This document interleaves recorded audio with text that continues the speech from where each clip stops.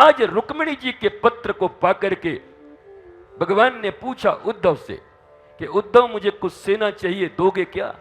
भगवान ने कहा ये कौन पूछ रहा है, मेरा मित्र पूछ रहा है या सैनिक की तरह पूछ रहे हो, सेनापति से पूछ रहे हो? अगर सेनापति से पूछ रहे हो तो राष्ट्र की संपत्ति है और राष्ट्र की संपत्ति को प्राइवेट कार्य में नहीं दिया जा सकता। इट्स योर प्राइवेट वर्क, प्रेम का मामला है, आपको सैनिक नहीं भलेगा।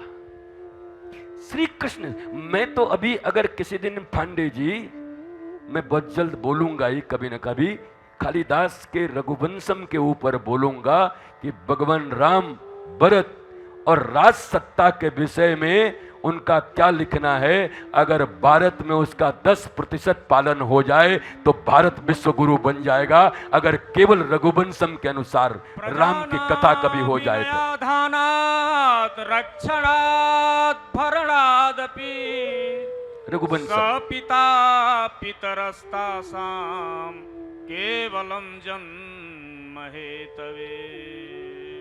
भगवान श्री कृष्ण ने जब सेना मांगा तो बताओ, उद्धव कह रहे हैं सेनापति की हैसियत से कहोगे तो ठाकुर जी कैसे दूं, और मित्र की हैसियत से सब हाजिर है, चलो जहां बोलो वहां चलते हैं। भगवान ने कहा नहीं नहीं ठीक है।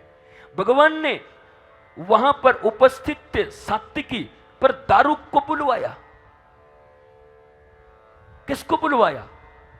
हाँ, बोला अब यहां का मैं ड्राइवर भी नहीं ले जाऊंगा, वो भी अपने धाम से मंगवाया ठाकुर जी ने। बोला ये मेरा पर्सनल मामला है, रुक्मिणी मां को लाना है। रुक्मिणी मां वो नहीं बोल रहे, हाँ तुम बोलो।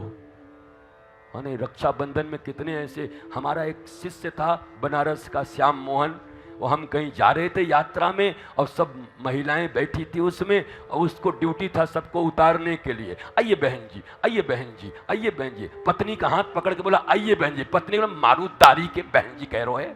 अरे बोला हम तो नीचे मुंडी करके हम तो देखा ही नहीं रहे हैं। बोला गुरु भाई की हैसियत से बहन ही हो, चलो उतरो।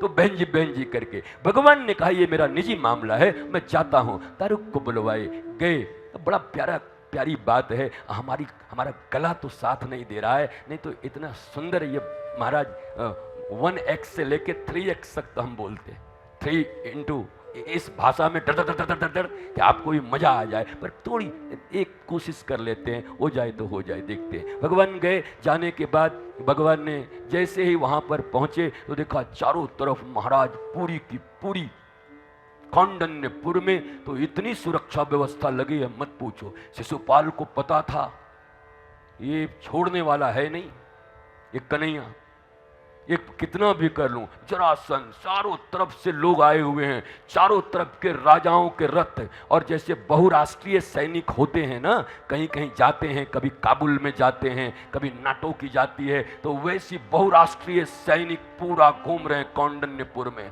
एक एक राजाओं के महाराज दिव्य रथ और उनके सैनिक के चप्पे चप्पे पर कायम हैं। अब ठाकुर जी चाहे कैसे, ठाकुर जी ने तारुक को कहा ऐसा कर, कोई जनाना रथ हो तो उसको रोक धीरे से, लेडीज रथ को रोक ले, और रोक करके गए, जाके एक जनाना रथ था उसको रोका। ड्राइवर में भिड़ंत हुई, ड्राइवरों को लड़ने में देरी कितना लगता है, तू अंधा तेरा बाप अंधा, तो 2 मिनट में लड़ जाए ड्राइवर लोग आपस में। सोई लड़ाई करके वो रथ लिया। ठाकुर जी ने अपने द्वारिका के ध्वज को हटाया और ध्वज भी लगा दिया वहीं का। ठाकुर जी अंदर बैठ गए। बड़ी प्यारी बात है, महाराज शिशुपाल स्वयं जांच कर रहा था चारों तरफ कि कहीं से ये कालू आ न जाए, आकर के रुक्मिणी जी को ले न जाए, चारों तरफ घूमता था। और ठाकुर जी गए, जनाना रथ में सज संवर के बैठ गए। महाराज ये मोहिनी रूप अगर धर लें तो शंकर जी को भी होश नहीं रहता, तो ये शिशुपाल इत्यादि क्या इनको पहचान पाएंगे। एक बहन थी शिशुपाल की जो श्री कृष्ण की प्रेमिनी थी, वो सदा कहती थी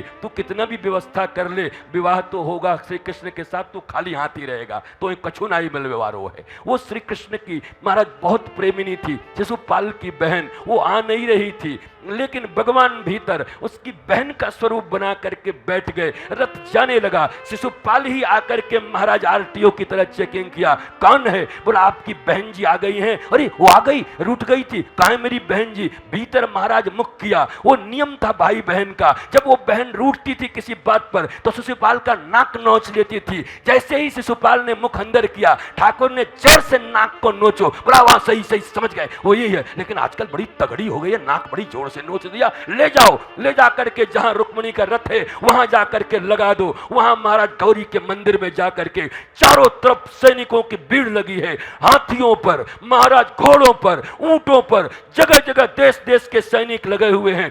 10,000 लोग उत्तरीय पकड़ के रुक्मिणी मां के साथ जा रहे हैं मंदिर की ओर पूजा करने के लिए। माता पहुंच गई मंदिर में, पंडित जी कहते रोली दो तो मोली चढ़ा देती, अक्षत दो तो कपड़े चढ़ा देती। महाराज वो बार बार ढूंढती थी कि चारों तरफ के ध्वज दिखाई पड़ रहे हैं, पर अभी तक द्वारिका का ध्वज नहीं दिखाई पड़ा। माता रुक्मिणी पूजा करके बाहर निकली, एक बार उन्होंने अपने उत्तरियों को ऐसे पलटा और जैसे ही पलटा, आज तक कोई उनका मुख नहीं देखा था। जिन लोगों ने हाथियों पर बैठ बैठ करके अपने धनुष बाण को चढ़ाए हुए थे, जैसे ही मां का सूर्य स्वरूप चेहरा देखा, लोगों की चुटकियां ढीली हो गई, चारों तरफ हाहाकार मच गया, बाण छूट गए, आपस में ही सैनिक लड़ने लगे, अरे मैंने गलती से मारा, मैंने ऐसे नहीं मारा, चारों तरफ हाहाकार मच गया, युद्ध की स्थिति उत्पन्न हो गई। इसी बीच भगवान अपने रथ को लेकर के आए, जैसे कोई मदनस्तुत गजेंद्र किसी कमल को उठा करके और अपने सूंड से तोड़ लेता है, अपने ही हस्तपुंजित भुजाओं से रुक्मिणी को उठा करके अपने रथ में रख लिया और पंचजन बजा करके कहा कि अगर किसी ने मातृपेय पिया हो तो मैं आ गया हूं रुक्मिणी को लेने। आओ विदुरथ, आओ साल्व, आओ आओ, अगर किसी ने मां का दूध पिया है मेरे पास आओ। महाराज भगवान ने ललकार दिया, अभी तक दाऊ जी नहीं आए, अभी तक दाऊ जी नहीं आए। दाऊ जी अगर आ जाते तो मामला बन जाता। महाराज भगवान ने ललकारा, आज भगवान पहली बार धनुष बाण चला रहे हैं। लोग जानते हैं कि राम ही धनुष बाण चलाते हैं, आज पहली बार लोगों ने भगवान को धनुष बाण चलाते हुए देखा। एक हाथ से धनुष बाण चलाते हैं, रुक्मिणी ऐसे करके देखती है, मक्खन मलाई जैसे लगते हैं। इस प्रकार का युद्ध अकेले सबके चारों तरफ कटे हुए सर नजर आते हैं। दिव्याति दिव्य भाव से रुक्मी दौड़ करके आता है, जैसे ही सामने आता है उधर से बलदाऊ जाते हैं, लाला चिंता मत करो अब तुम्हारा दादा आ गया है। महाराज ठाकुर खुश हो गए, वाह दादा आप आ गए तो अब काम बन जाएगा। पूछा दादा ने मुझे क्यों नहीं बताया, मुझे बोल दिया होता। कहा दादा समय नहीं था, टाइम पर नहीं पहुंच पाता। दादा ने कहा एक तू ही तो है जो टाइम पर पहुंचता है, नहीं तो लोग बाद में पहुंचते हैं या पहले पहुंचते हैं। एक कृष्ण ही है जो पहले पहुंचता, टाइम पर पहुंचता है।